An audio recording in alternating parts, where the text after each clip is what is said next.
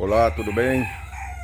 Hoje, quase que eu não acredito no que eu estou vendo acontecer na organização das Testemunhas de Jeová. Vou dizer por quê. Vejam bem, em 1979, eu servi ao Exército em Teresina, no 2º BEC. Foi nesse tempo que eu comecei a me interessar pela Bíblia. Eu frequentei por alguns meses a igreja O Brasil para Cristo. E nesse tempo foi que eu entrei em contato com as Testemunhas de Jeová. Eles passaram lá em casa, aí venderam o livro Sua Juventude, o Melhor Modo de Usufruir. E também o livro A Verdade que Conduz à Vida Eterna. É o livrinho da capa azul, que era usado para estudos bíblicos. Então eu comprei aqueles livros e comecei a ler. E lá no Exército eu conheci um funcionário lá do BEC, que ele tinha uma filha testemunha de Jeová. Ele me falou dela, aquela coisa, e falou que era uma religião verdadeira, aquela coisa toda, e eu me interessei em conversar com ela. Aí eu falei com ela, ela me tratou muito bem, ela já me deu uma Bíblia da capa verde, né, a tradução do Novo Mundo, e ali eu comecei a me interessar. Quando eu saí do Exército, eu fui para São Paulo, e lá eu entrei em contato com as Testemunhas de Jeová. Aí comecei a estudar. Comecei a estudar e fiz progresso rapidamente. Agora, o que eu aprendi naquela época? Uma das primeiras coisas que eles colocaram na minha cabeça foi que o corpo governante, que na época era chamado de escravo fiel e discreto, corpo governante, né? Era o canal de comunicação de Jeová e recebia orientação da parte de Jeová. Eu acreditei nisso. Eu achava que eles realmente recebiam orientação, revelação da parte de Jeová. E isso realmente eu acreditei. E qual era o ensino nessa época que eu entrei? Em 1980. Foi o tempo que eu batizei. Veja bem, 1980. O ensino era que Jesus tinha voltado invisível em 1914 e que o tempo do fim começou em 1914. E estava sendo feita a separação das ovelhas e dos bodes. Como era feita essa separação? Essa separação era feita na pregação de casa em casa. Aqueles que aceitavam a mensagem das Testemunhas de Jeová eram considerados ovelhas, e os que rejeitavam eram considerados cabritos.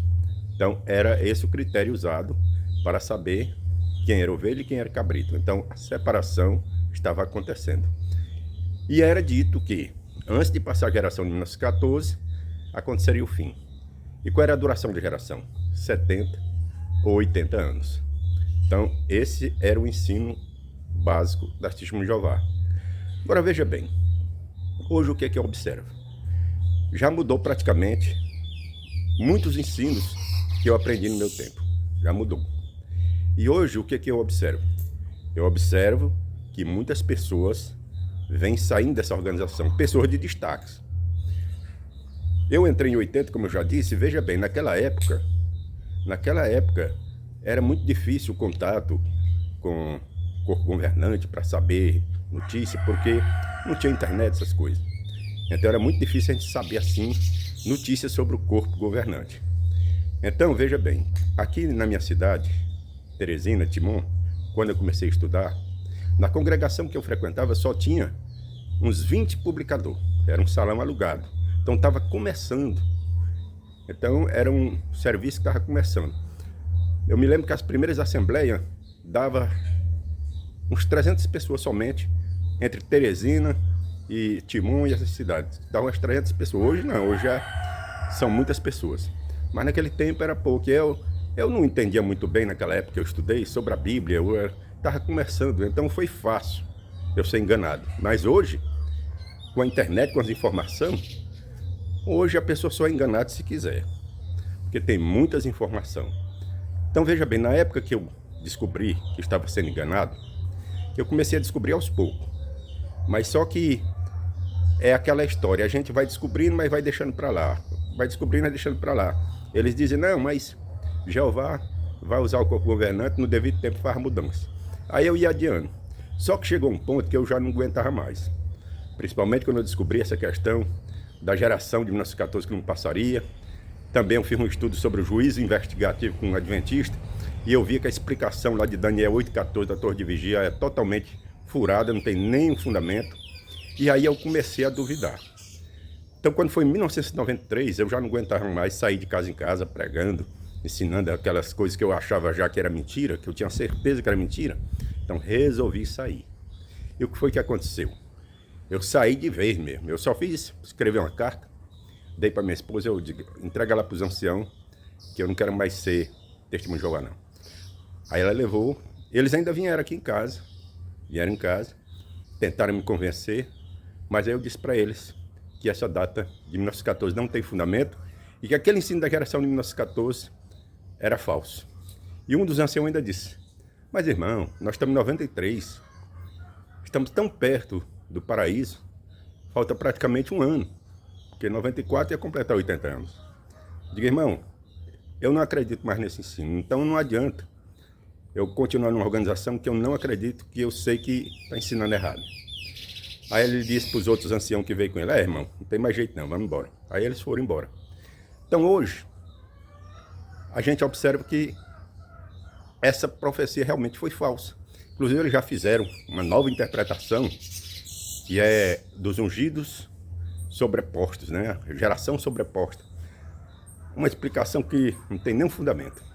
Agora hoje o que é que eu observo? Eu observo que muitos anciãos que conheceram mesmo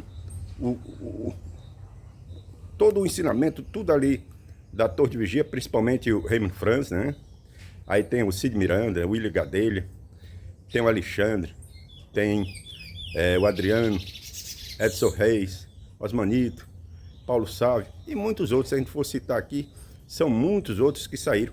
E na época que eu saía, eu não conhecia nenhuma testemunha de Jeová que tinha saído. Porque naquela época não tinha internet.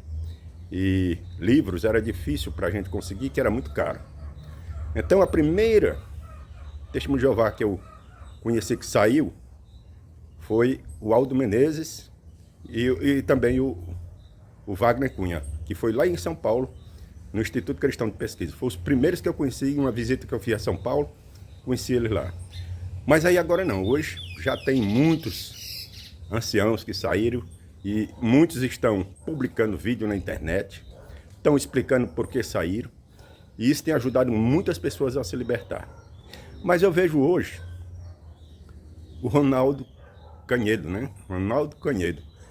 Esse senhor, ele disse que entrou em 86 na organização. Ele já foi desassociado, segundo ele, injustamente, que ele apelou para a sociedade e foi readmitido. Ele tem os vídeos lá explicando tudo como aconteceu. Ele disse que houve uma perseguição dos anciãos e tudo. E agora de novo, só que agora ele foi não desassociado, mas dissociado.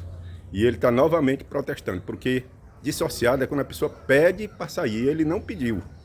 Ele foi expulso, então ele está lutando para voltar porque ele não pediu para sair. E o pior é que ele gasta com advogado para se defender, gasta com advogado, e ele diz que até os relatórios que ele faz, manda registrado lá para Betel, o relatório dos serviços dele. Então esse senhor, ele quer de qualquer maneira, na marra, até usando advogado, né, para permanecer nessa organização. Enquanto que, na realidade, essa organização, se a gente for analisar, como eu já analisei, é uma organização de falsos profetas, de falsos cristos. Como eu já disse, já previram várias datas para o fim do mundo. 1914, 1925, 1975 e para antes de terminar o século XX, né? Também já disseram que em 1918 a cristandade ia ser destruída, as repúblicas mundiais seriam destruídas em 1920. Quer dizer, já fizeram muitas previsões e nenhuma se cumpriu. Tem a questão da transfusão de sangue, que eu também gosto sempre de falar, né? Que morrem muitas pessoas por causa da recusa do sangue, né? Sem falar que já foi proibido vacina, já foi proibido transplante de órgão, né? Outra coisa, o ostracismo. Porque quando eles expulsam a pessoa, aí eles proíbem todos os testemunhos de Jeová de falar com a pessoa. Não pode dizer nem oi. Agora, recentemente aqui, já liberaram falar oi para aqueles que vão lá no salão e tal, já pode dizer oi. Mas antes não podia dizer nem oi. Por causa disso, em 1993, quando eu saí, uns 3 meses depois, houve a minha separação. A mulher foi embora, levou meus filhos lá para São Paulo, que eu moro aqui no Maranhão, E o menor tinha 2 anos, o maior tinha 7, 4 filhos. Hoje são de maiores, nenhum fala comigo. Então essa organização ela já destruiu milhares de famílias, não só a minha, milhares de famílias. É só pesquisar, principalmente ouvir o relato de anciãos que o Adriano passou mais de 50 anos. Tem o Osmanito que passou uns 20 ou mais. Tem o Alexandre que passou uns 30.